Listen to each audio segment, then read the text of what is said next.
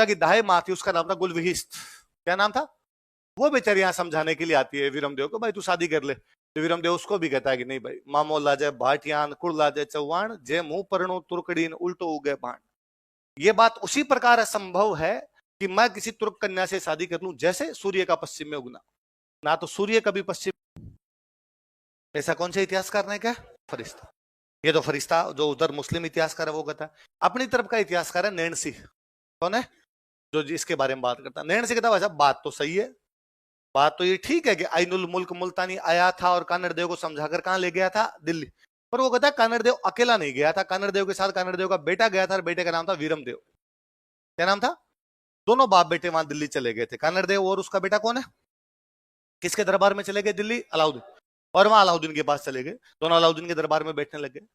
नैण से ऐसा लिखता है कि वीरमदेव बड़ा हाजिर जवाब था। हाजिर जवाब समझ गए? बीटी जो हाथों हाथ किसी बात का जवाब दे दे, ह्यूमर जिसका बहुत अच्छा हो। तो कहते हैं एक दिन अलाउद्दीन भरे दरबार में, अलाउद्दीन वीरमदेव बड़ा ही हैंडसम था उस टाइम का, बड़ा शानदार सुंदर राजकुमार था। पर कहते वीरमदेव के बाल नहीं थे। शरीर पर बाल होते हैं, और अब तो क्या है, ये बाल नहीं होना भी अच्छा ही माना जाता है ना। सलमान खान और यूं शर्ट उगाड़ते हैं तो बाल नहीं, वरना अनिल कपूर सनी देओल को देखो, तो पहले यूं भालू जैसे आदमी हुआ करते, शरीर पर यत्र तत्र सर्वत्र यूं बाल ही बाल दिखाई देते। वीरमदेव के नहीं थे तो उस समय अजीब लगता ना इसके नहीं होना। तो कहते अलाउद्दीन ने एक दिन भरे दरबार में वीरमदेव कहा कि वीरमदेव, भगवान जब बाल बांट रहा था तू कहां था रे?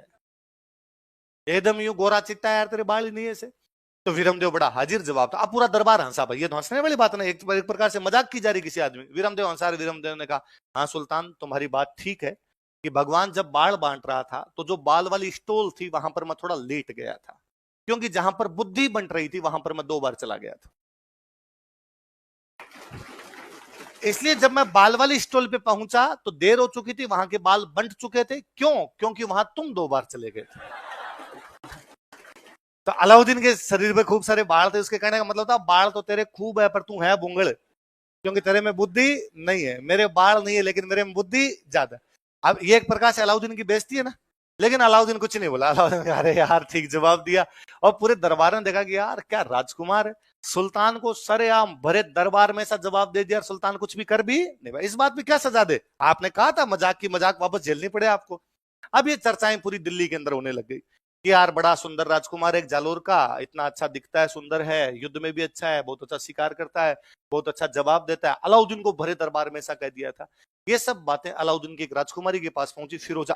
क्या नाम था?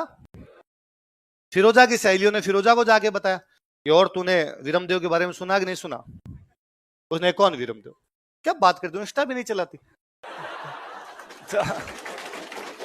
फिरोजा ने वीरमदेव को इंस्टा पे फॉलो किया। एक दिन को वीरमदेव सुबह सुबह जिम से वापस आ रहा था। फिरोजा कोई महल के ऊपर खड़ी थी, लव एट फर्स्ट साइट। और फिरोजा ने जाके अलाउद्दीन को कहा कि डैडी यदि मैं शादी करूंगी तो केवल और केवल किससे? अलाउद्दीन का लाहौल विल्ला कुवत, गुस्ताख लड़के, तुम ऐसा कैसे कर सकती हो? वो दूसरे मजहब का है, अपना दुश्मन है, काफिर है, तुम उसे शादी की बात सोच भी कैसे सकती हो? उसने कहा कि मोहब्बत ये सब चीजें कहां देख पाती है।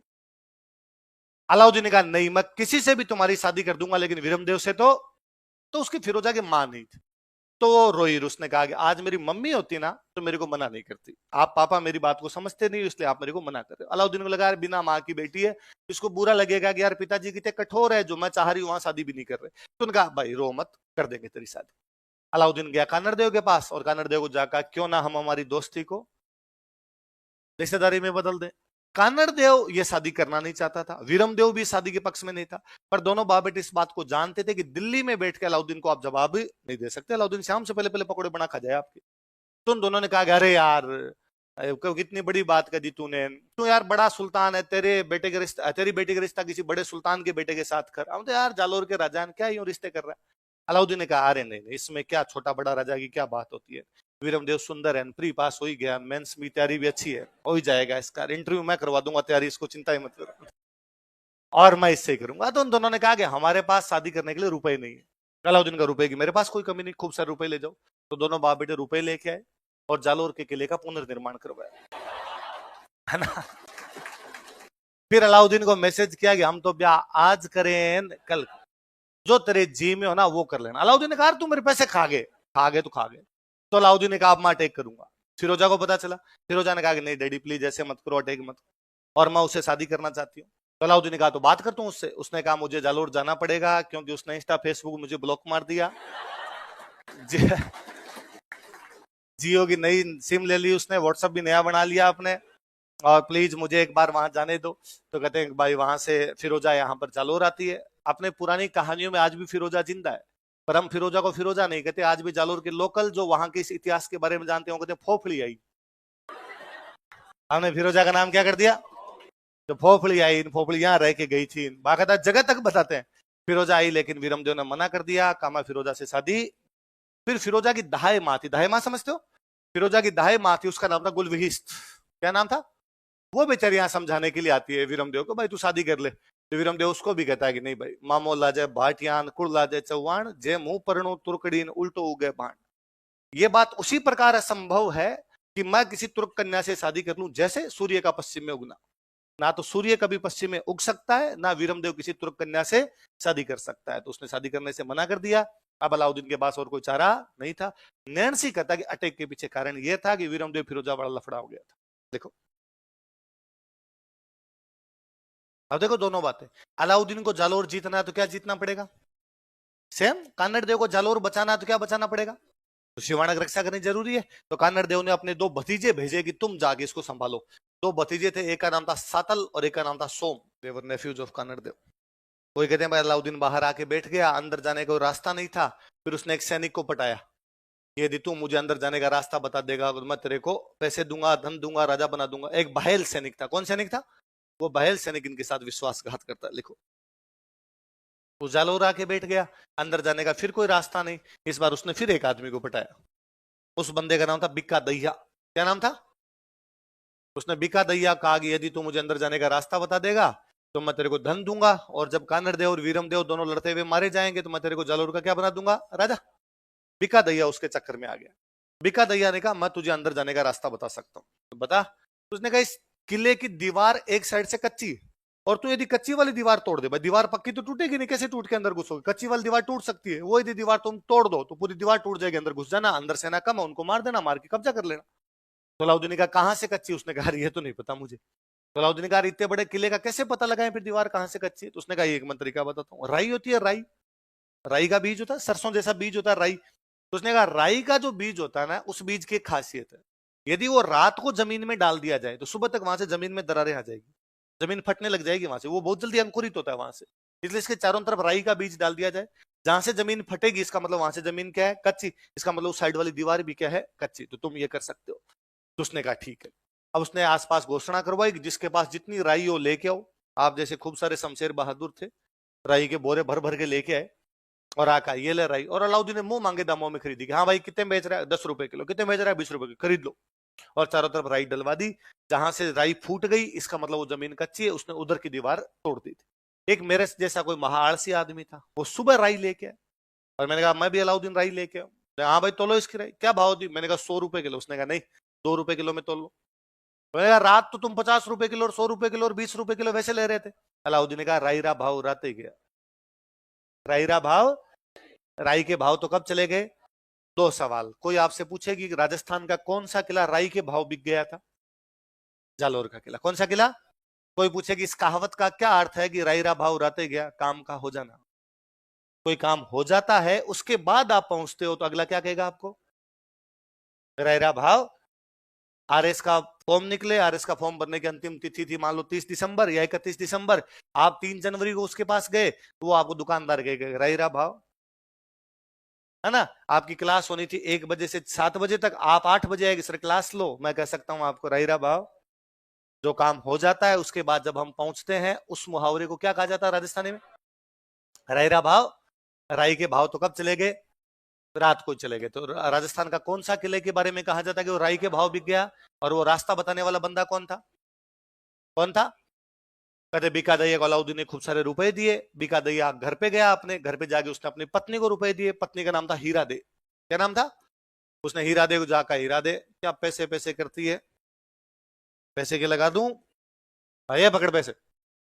तो उसने कहा रुक रुक रुक, तू लाया कहां से? तू एक फौजी है, इतने रुपए कहां से आए तेरे पास? कोई लॉटरी लगी, कोई रम्मी खेल ली तूने ऑनलाइन, कोई एमपीएल भी टीम बनाई तूने, क्या किया था?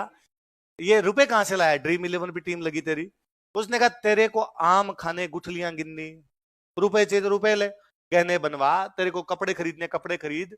उसने कहा नहीं नहीं, पहले मुझे बता कहां से लेके। और बीका दैया ने कहा और किसी को मत बताना, ये रुपए मेरे को अलाउद्दीन ने दिए हैं, क्योंकि मैंने अलाउद्दीन को किले के अंदर आने का रास्ता बता दिया। अब अलाउद्दीन अंदर आके कानड़देव वीरमदेव दोनों को मार देगा, फिर मुझे बनाएगा राजा, मैं राजा बनूंगा तो तू बनेगी, मजे है थोड़े दिन में अपने दोनों। और वो तो दारू पिया आता तो पड़ गया। और हीरा दे को लगा कि लिचड़ मेरा पति है, ये विश्वासघाती, देशद्रोही, नमक हरामी जो देश को बेच आया, ये मेरा पति है। और उसे लगा कि ऐसे पति से तो अच्छा है पति हो ही ना, मुझे मार दिया। तो बीका दैया को कौन मार देती है? कौन मार देती है? तो मैं हमेशा कहता हूं कि राजस्थान वीरों की धरती है, पर उससे भी अधिक वो क्या है, हमारे यहाँ की महिलाएं बेहद मजबूत थी, इसलिए पुरुष स्वभावतः मजबूत हो। दुनिया का, मैं हमेशा कहता हूं कि किसी भी समाज को यदि देखना है तो वहां का साहित्य पढ़िए, है ना। एक हिंदी का स्टेटमेंट है कि साहित्य समाज का दर्पण है। साहित्य समाज का, सोसाइटी कैसी है ये लिटरेचर में रिफ्लेक्ट हो रहा है। लिटरेचर में जो लिखा हुआ है इसका मतलब आपकी सोसाइटी वैसी। आप दुनिया में किसी भी भाषा का लिटरेचर पढ़िए और उसमें जहां महिलाओं का वर्णन आया है उसको आप पढ़िए। महिलाओं का वर्णन ज्यादातर मामलों में, अपवाद को छोड़ दीजिए, ज्यादातर मामलों में दो जगह आया है। या तो उसका वर्णन आया सुंदरता के मामले, इतनी सुंदर थी, ये थी, वो थी, उससे, या प्रेम। इसके अलावा बाकी जगह महिलाओं का वर्णन कम देखने को मिलेगा। आप राजस्थान का साहित्य उठा के देखिए, वीरता भरी पड़ी है। ये अपने साहित्य में कोई लिखा हुआ मिलेगा आपको कि इलान देनी आपनी न हलरियो हुलराए, कोई मात सिखाना है पालना न मरण बढ़ाई माए। एक माँ अपने बच्चे को पालने में झुलाती हुई कहती है कि मर जाना लेकिन अपनी जमीन किसी को देना। ये अपने साहित्य में मिलेगा कि दो सहेलियां एक दिन बैठी बैठी बातें कर रही थी। एक सहेली ने अपनी दूसरी सहेली से पूछा कि तुम्हारे घर पे तुम्हारे पति नहीं दिखाई दे रहे। उसने कहा कि मेरे पति युद्ध में भाग लेने के लिए गए। कब गए थे? 3 दिन हो गए। कोई समाचार? कोई समाचार नहीं। कोई जीत हार का समाचार कि नहीं, कोई जीवन मृत्यु का समाचार कि नहीं। इतने में आसमान का रंग लाल होने लगा। तो दूसरे वाली सहेली अपने पहले वाली सहेली से उसे कहती है कि वो देखो उधर आसमान का रंग लाल हो रहा है, मुझे लगता है कहीं आग लग गई है। और आग लग गई है तो आग जैसे ऊपर पहुंची है तो आसमान, बादल कैसे दिखाई देने लगे अपने को? लाल। वो पहले वाली कहती है कि नहीं, मुझे ऐसा लगता है कि मेरे पति चूंकि युद्ध में गए हुए थे, वो युद्ध करते हुए वीर गति को प्राप्त हुए होंगे, वो स्वर्ग जा रहे होंगे, उन्होंने इतने दुश्मन मारे होंगे कि उनकी तलवार का रंग लाल हो गया होगा खून से। जाते टाइम बादलों में अपनी तलवार साफ की होगी, इसलिए बादलों का रंग कैसे कर दिया होगा? हेली देखो आज किम अंबर दिशा आग, को सुरगा पीयू सिधांतान जलद झकोली खाग। हेली देखो आज की, हेली मतलब सहेली, देखो आज कैसे अंबर दिशा आग। अंबर में क्या दिखाई दे रही है? हेली देखो आज की अंबर दिशा आग। दूसरे वाली कहती है ना, सुरगा पीव सिधांता, पीव मतलब पति, मेरे पति कहां सिधार रहे हैं? जलद झकोली खाग। खाग मतलब तलवार, झकोली मतलब झकोड़ना। पानी में कोई चीज यूं करते हैं उसको राजस्थानी में कहते हैं झकोड़ना। जलद मतलब बादल। बादलों में मेरे पति ने अपनी तलवार को झंझोड़ा होगा, उसके अंदर उसको साफ किया होगा, इसलिए बादलों का रंग कैसा कर दिया होगा। यह वर्णन आपको केवल राजस्थान में मिलेगा। आपको अपने यहां पर कोई मिलेगा कि सूत मरियो हित देश मन हरख्यो बंधु समाज, माने हरखी जलम देन जतरी हरखी आज। सूत मतलब बेटा, सूत मतलब, सूत मरियो हित देश में, बेटा देश के हित में मर गया। हरख्यो बंधु समाज, हरख्या मतलब राजी होना।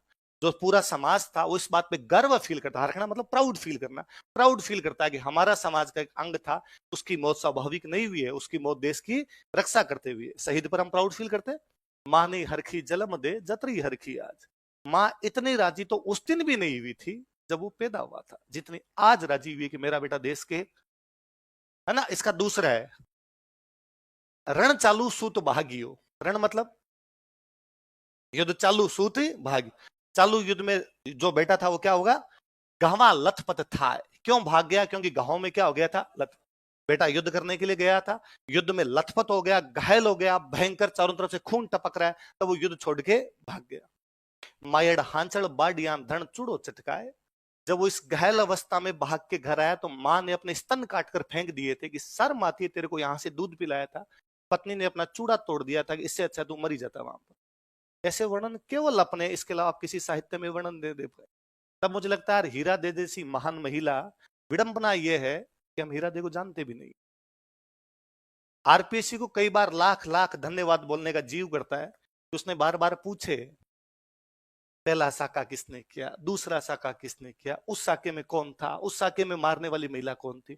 उसने हीरा दे पूछी, इसलिए कम से कम हीरा दे का नाम तो है, वरना इतिहास के किसी पन्नों में ऐसी महान महिलाओं के नाम सिमट के रह जाते हैं। कोई भी समाज कैसा होगा ये पूर्णतः इस बात पर डिपेंड करता है कि उस समाज की महिलाएं कैसी। जिस समाज की महिलाएं मजबूत होगी वो समाज भी क्या होगा। हमारे राजस्थान की महिलाएं किसी समय बेहद मजबूत थी, इसलिए अपना समाज भी क्या था। जैसे ही महिलाएं कमजोर होने लगी, स्थितियां आप देख रहे हैं। इसलिए हे लड़कियों, ये तुम पर जिम्मेदारी है कि समाज कैसा होना चाहिए। तुम मजबूत होगी तो समाज भी क्या हो जाएगा। ये पहले कोई राजस्थान की महिला थी जो अपने घर के दरवाजे इसलिए बंद कर देती है क्योंकि उसका पति युद्ध से हार कर वापस आया। एक कोई महिला इसलिए अपना सिर काट देती है कि उसका पति युद्ध करने के लिए नहीं जा रहा है। तो कोई माँ, कोई पत्नी, कोई बहन अपने भाई को, पति को, बेटे को प्रोत्साहित करती है, एनकरेज करती कि लड़, देश की रक्षा कर। अब स्थितियां ठीक उल्टी है। गली के अंदर कहीं लड़ाई हो रही हो, बंदा केवल बाहर खड़ा देखे तो लोग कहते थे अपना मायना जो थे ना लड़ा। मुझे कई बार कोई कहता है कि देखो सर कितना भ्रष्टाचार है समाज में, दिख रहा है, साफ साफ दिख रहा है, चारों तरफ भ्रष्टाचार है, भयंकर वाला भ्रष्टाचार है समाज में। तो सर समाप्त कैसे हो। जिस दिन महिलाएं ठान ले, एक दिन कोई पति रुपए लेके घर आए, एक आधी हीरा दे बन जाए और मारने की आवश्यकता नहीं है, केवल चाकू लेके पीछे ही भाग ले। अगली बार कोई दोबारा इस प्रकार से भ्रष्टाचार के पैसे लेके घर पे आएगा। पर अब स्थितियां उल्टी है। अब वो पूछती है कि ऊपर की कमाई। मैं कई बार बताता हूं, मैं फर्स्ट ईयर में पढ़ा करता बीकानेर, सब इंस्पेक्टर की वैकेंसी आई हुई। मेरे साथ में एक भैया रहा करते पास में, वो सब इंस्पेक्टर की तैयारी करे। वो डेली आके मेरे को क्वेश्चन सुनाते कि ले सुन ले मेरे से। उनको थोड़ा मेरे से बातचीत की तो उनको लगा ठीक है बच्चा, जीके वीके ठीक है इसकी। तो आ जाते कि ये मैंने आज पढ़ा, 5 पेज पढ़े, इनमें से क्वेश्चन पूछ। मुझे भी मजे आते उनसे क्वेश्चन पूछने में। उससे भी अधिक मजे इस पर आते कि मैं उनको फंसा लिया करता कि ये नहीं आ रहा भाई साहब, थानेदार नहीं बनोगे आप, ऐसे नहीं लग। एक दिन वो साइंस के कुछ क्वेश्चन लेके आए मेरे पास और हिंदी के क्वेश्चन लेके आए, और मैंने 45 मिनट तक जितनी माथापच्ची करनी थी कर ली, पर उन्होंने सारे जवाब दे दिए, मेरे से एक भी सवाल में फंसे नहीं। तो मैंने सरेंडर किया। भाई साहब आप तो, आपकी तैयारी अच्छी हो गई यार, आपको सब कुछ आने लगा, इस बार आप पक्के थानेदार। उनका हाँ यार लग रहा है इस बार मेरा सिलेक्शन हो जाएगा। तो उन्होंने कहा मेरा सिलेक्शन हो जाएगा ना तो फिर तेरे भाई के पास खूब सारे पैसे होंगे और तू तेरे पापा से पैसे मत मंगना बाद में गाँव से। तो भैया तो मैं दूंगा तेरे को महीने का खर्चा। तो भैया से आपकी कितनी तनख्वाह होगी। उन्होंने कहा अरे यार इसमें तनख्वाह का क्या लेना देना है इसके अंदर। तो मैंने कहा तो अरे उनका थानेदार थानेदार होता है, अरे कब पैसे होंगे। तो मैंने कहा भ्रष्टाचार करेंगे। तो उनका भ्रष्टाचार नहीं है, कुछ चीजें शिष्टाचार होती है, आपने कुछ जबरदस्ती थोड़ी लेंगे। जो जीता होता है उतना तो होता ही है, और उसमें अपना खूब सारा आएगा। आपने नई नई 12th पास करके आए थे, 12th में भ्रष्टाचार का ऐसे पूरा याद किया था। मैंने उधर वाली लाइनें भैया पे चिपकाई और मैंने कहा देश को केवल बाहरी दुश्मनों से खतरा नहीं है, ये अंदर का भ्रष्टाचार हमारे देश को अंदर ही अंदर खोखला दिमक की तरह करता जा रहा है। और आप भ्रष्टाचार कैसे कर सकते हो। मैंने 2-4 मिनट उनको भाषण दिए, उन्होंने जाते जाते मेरे सिर पे हाथ फेरा और वापस कहा कि राजवीर तू अभी टाबर है, तू नहीं जानता कि लैक्मे की नेल पॉलिश 55 रुपए की आती है। तो मुझे लगा अच्छा भ्रष्टाचार का लैक्मे की नेल पॉलिश है।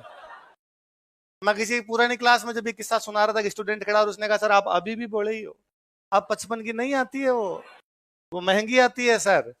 तो महिलाएं जिस दिन ये धारण कर लेगी कि हमें इन चीजों को समाप्त करना है, उस दिन चीजें क्या हो जाएगी समाप्त। लैक्मे की नेल पॉलिश अब कितने की आ रही है।